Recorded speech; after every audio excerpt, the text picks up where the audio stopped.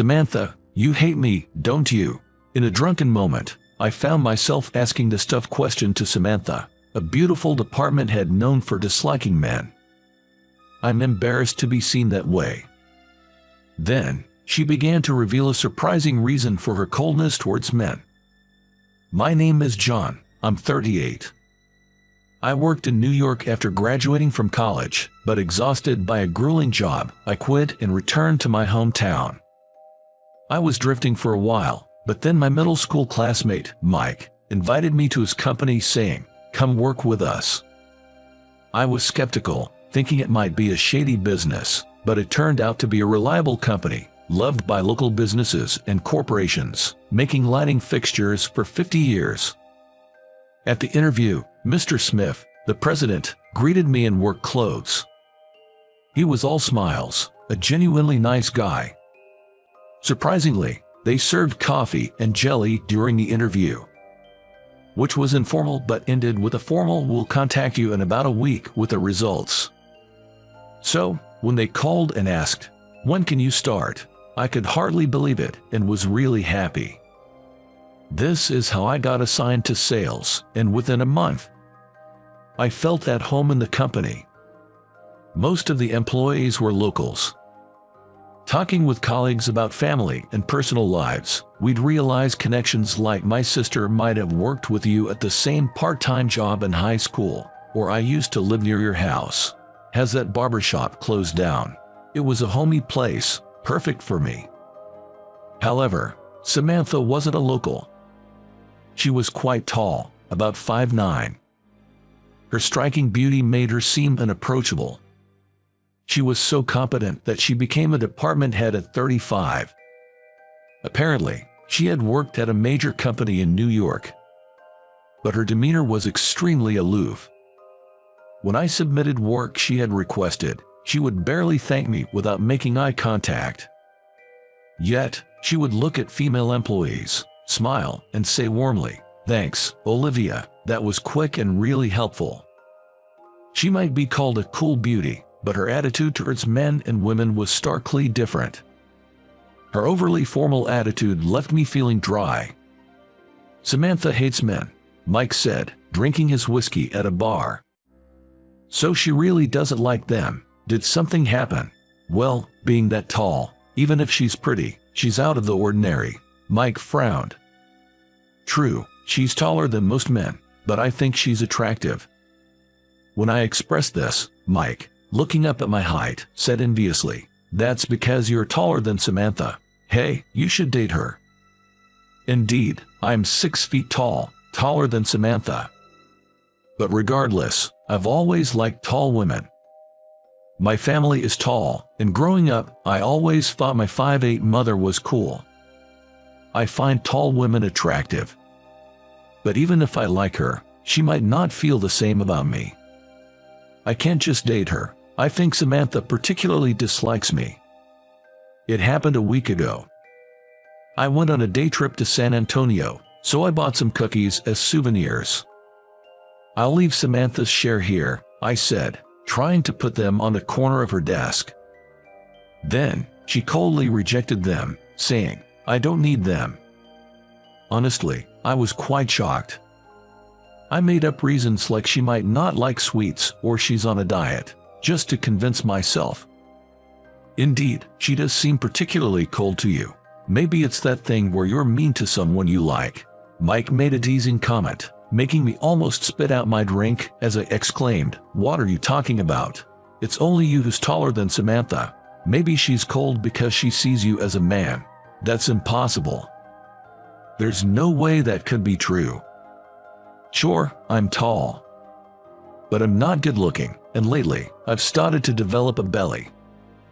I'm an unremarkable guy who doesn't attract women at all.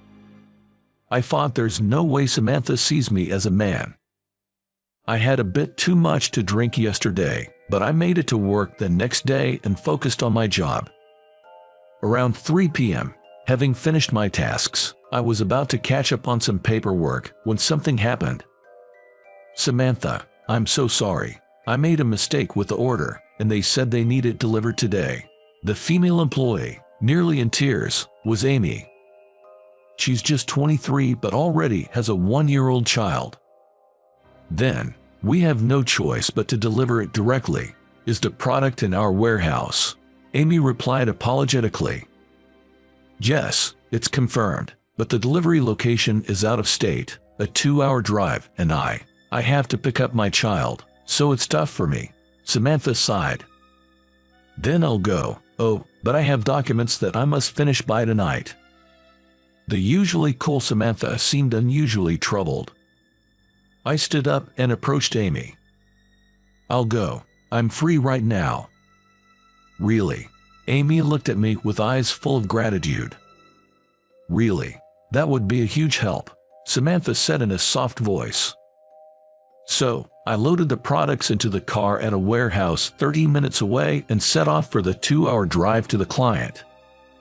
I'm off then, I said, jingling the car keys. John, please, take care, Samantha said, and she saw me off. I loaded the products successfully at the warehouse and headed to the client. They were an interior design company, scheduled to install lighting fixtures the next day. I arrived after 6 p.m.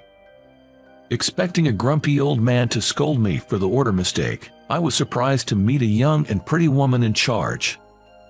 She must have been in her 20s. I'm so sorry you had to bring this all the way here, she apologized, making me feel awkward. Insisting I take a break, she treated me to coffee and pound cake in the lounge. Her name was Jessica. She was 28 years old and the daughter of the company's president. I guess you'll be taking over the business someday, I blurted out. No, I'd rather get married if I find someone willing, she replied with a gentle smile. I thought someone like her would definitely find a good match soon. When I returned to the office, it was past 9 p.m. I didn't expect anyone to be there, but to my surprise, Samantha was still in the sales department. It seemed like she was waiting for me. I'm sorry for troubling you. No, I should be thanking you, John. I really appreciate your help. Her tone of sincere gratitude warmed my heart. Let's head home, shall we? I turned off the lights in the office and locked up. On our way to the parking lot, Samantha suddenly asked, "Would you like to grab dinner together?" I was surprised. Samantha and I were far from close. In fact, she seemed to have a certain aversion to me. I doubted that two people like us, with such a strained relationship, would have much to talk about over dinner, and it might just end up being awkward.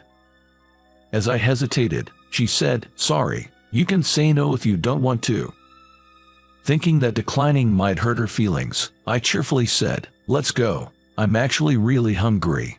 It was late, so only diners and places serving alcohol were open. Since we had driven, we couldn't drink alcohol, but we decided to go to a popular local grill. By the way, this was also the place where I had drinks with Mike. Welcome, table for two. Upon entering the restaurant, we were greeted by a delicious, appetizing aroma. My stomach immediately started to rumble. We were led to a small table in the corner. The distance between us was quite close. A soft, flowery scent wafted from Samantha. Maybe it was her shampoo. Being so conscious of her femininity, I felt strangely excited. "What would you like to drink?" When the waiter approached us, I ordered Coca-Cola. But Samantha said, "Actually, I do want a drink. John, will you join me? We can call a cab for the car." I didn't know she liked alcohol that much and smiled wryly. "Of course, I'll keep you company until we're both tipsy." So, we ordered beer. Somehow, I think we both expected we would end up drinking. Otherwise, why choose a grill? After the first beer, we switched to wine. Samantha and I surprisingly had the same taste in alcohol. As we recommended our favorite brands to each other, we both got quite drunk. "Samantha, you hate me, don't you?" Fueled by alcohol, I finally asked the difficult question. No, that's not true," she said, looking away. "But you dislike men, right? It's pretty well known among the male employees," I pressed further. Samantha sighed. I'm embarrassed to be seen that way, especially as a manager. I didn't realize I was doing it. Then, she began to tell me why she was cold towards men. Her height had always been a complex for her. She had been tall since childhood, reaching her current height in middle school. Since boys developed later, all of them were shorter than her, and rather than seeing her as a girl, some even mockingly called her tall girl. Samantha had given up on being treated like a girl. However, in high school, things changed. Boys taller than Samantha started to appear. She became close to a 6'1" boy from the basketball team. On Valentine's Day, she bravely confessed her feelings. But he rejected her, saying, "Sorry, I think girls should be at most 5'7". That became a trauma for me. I've been uncomfortable around tall boys ever since. I thought it was a terrible story. Many understand that it's wrong to insult someone's appearance with words like fat or ugly, but why don't they realize that negatively commenting on someone's height can be just as hurtful? Then Samantha muttered softly, "You prefer shorter girls, don't you, John?" "No, I actually think I prefer taller women. It's more like they make me feel at ease." Samantha looked surprised, so I explained that everyone in my family is tall, and even my mother is 5'8". I grew up thinking my tall mother was cool. Does that make me sound like a mama's boy? Samantha shook her head. There are people like that, huh? She looked genuinely happy. It was the first time I had seen her smile so naturally, and she was so cute that my heart started racing. After that, Samantha and I began to go out for drinks occasionally. Although the atmosphere never got romantic, we did start talking more informally like friends in the bar. Then one day, I was called in by Mr. Smith, the company president. The atmosphere didn't seem negative, so I headed to the president's office without any particular expectations. I was even casually hoping it might be about a promotion. I was offered a seat on the sofa and sat down. Mr. Smith, sitting opposite me, held something. Curious, I looked closely. Inside was a photo of a woman. Photo. Do you have someone you're seeing, John? No, I don't. Then, Mr. Smith said with a smile, "You remember that delivery you made out of state? The young lady there seems to have fallen for you at first sight. How about a matchmaking meeting?" I was so surprised that I was at a loss for words. That young and pretty girl fell for me. Unbelievable. It's sudden, so I know it's shocking. Take some time to think about it. He handed me a file, which I accepted. There were resume and other photos of the woman. The woman in the photo was wearing a beige, elegant dress and was indeed very beautiful. She was only 28. Why would she be interested in someone 10 years older? Marriage with such a pretty girl. At that thought, Samantha's face came to my mind. What would she think if I went for this matchmaking? I returned to my desk. Hey, John, what's up? You're zoning out. Is that photos? You're not really going for a matchmaking, are you? Shoot. Mike had noticed. He quickly snatched the file from me and checked the contents. Well, she's gorgeous, and only 28. I'm so jealous. Mike exclaimed loudly, unaware that Samantha was nearby. I hurriedly took back the file from him. No, I haven't decided yet. But you'll go for it, right? You don't have a girlfriend, do you? Well, yeah, but...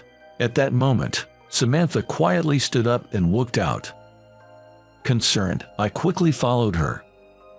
Samantha, I called out to her as she was about to leave, and she stopped, looking down. John, are you going for the matchmaking? Well, that's... I clearly didn't want to do it. Because I'm in love with Samantha. But would Samantha accept my feelings? I wasn't sure. After all, Samantha and I are too different. Then she said something unbelievable. Please, turn it down. I involuntarily asked, what? She turned around and looked up at me. Her eyes were moist, and her cheeks were flushed red.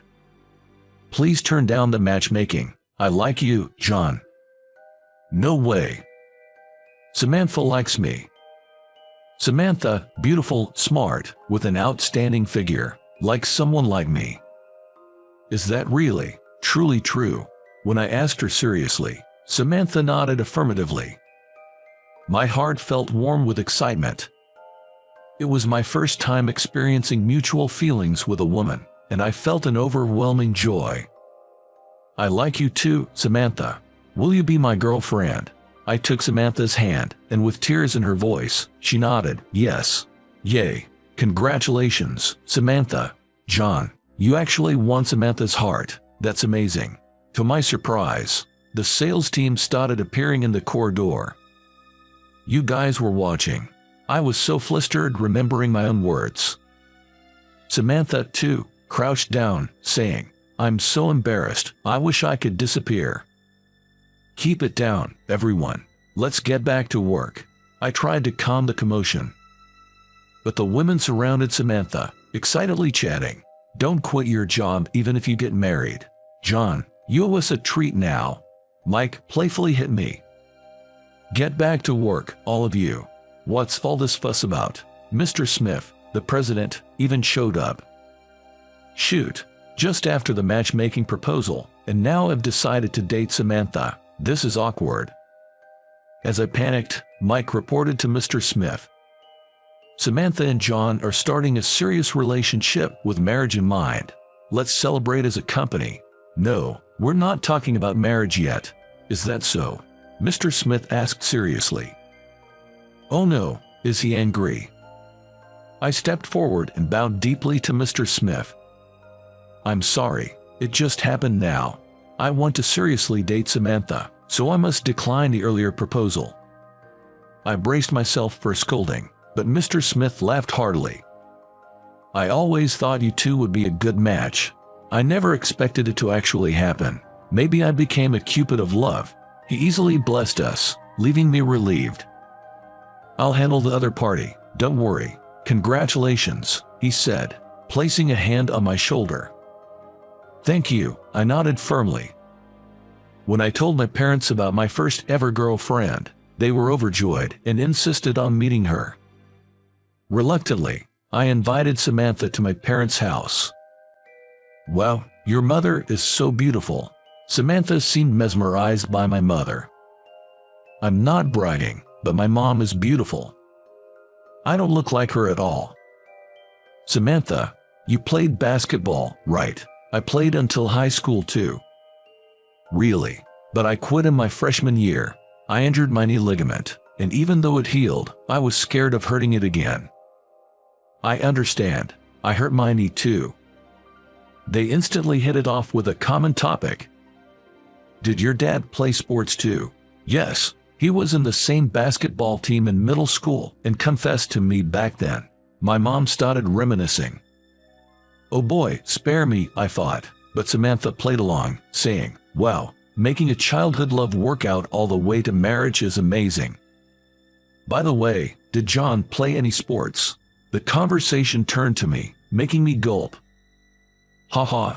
In our family, John was the only one not good at sports. He didn't do any sports, always playing video games, my mom revealed. You still love video games, right? They were getting along too well. Really noisy. But both seemed natural, not forced, getting along well.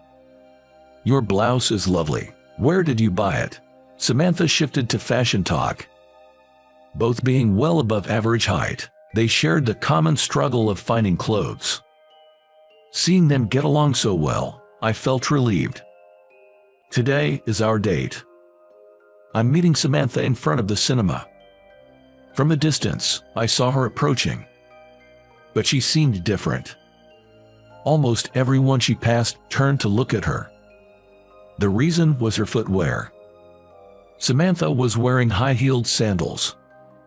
Already tall, with heels, she was over 5'11". Her long legs and slim jeans were eye-catching. No wonder people were surprised. Sorry to keep you waiting. Standing in front of me, Samantha's face was at the same height as mine. This feels new. Hee hee, we're the same height now. I always wanted to try these shoes at least once, but does it look weird? I shook my head. You look amazing. Samantha smiled shyly and said, thank you. We walked side by side, naturally holding hands. I'm glad I met you, John. I feel like you'll accept me no matter what, Samantha chuckled. Yes, you can grow as much as you want. Lean on me when you're tired. I'll always be a big tree for you.